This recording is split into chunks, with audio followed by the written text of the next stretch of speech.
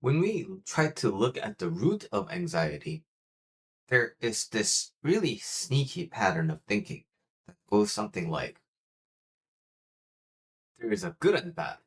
There's a good thing that can happen to me, and there's a bad thing that can happen to me. Or in general, there's a good thing that can happen in the world, there's a bad thing that can happen in the world. And when the bad thing happens, we need to address it in a specific way so that it can be converted into a good. But unfortunately, we can't really call it done once we do it once, because we never know when the next bad thing is going to happen. So we are always on the lookout for the next bad thing to happen so that we can work on it to convert it into a good thing, right? So this is the general big underlying pattern of what drives anxiety. This means if we don't want to be anxious, we need to be able to coexist with this state we identify as bad. So, someone is mad at me. So, I missed a payment on something that I needed to pay. I forgot the deadline for something. So, this bad thing happened, right?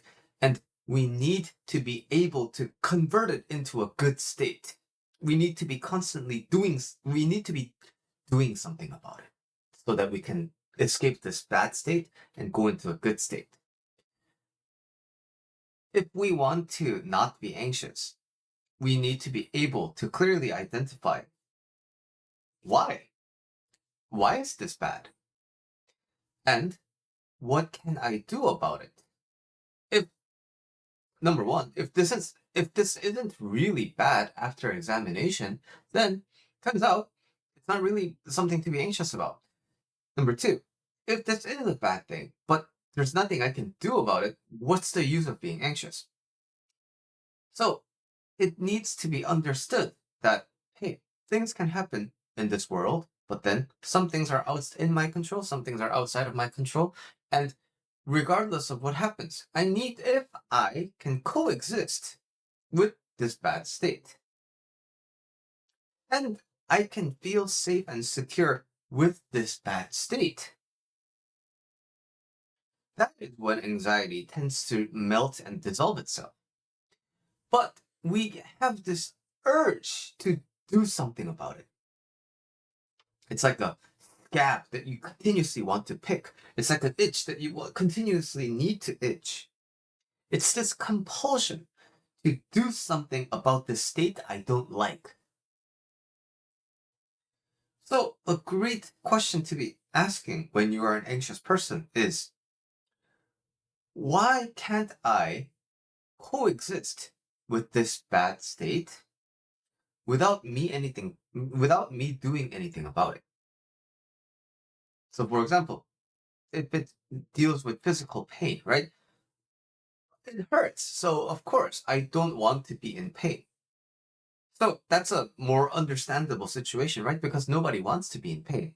But if we ask ourselves a little bit deeper, like, yes, it hurts, right? But what is it about pain? What is it about this discomfort? What is it about this unease that makes it impossible for me to just be with it? And exceptional chronic pain cases aside, that I need to make a separate video about. When we can see for the first time that, oh wait, like I can be here, I can observe myself, and in other words, it's okay to be in this state. Of course, is it ideal? No. Is there things I can do about it? No. But even if I were in the same room, this bad state, it doesn't necessarily mean that it's bad for me.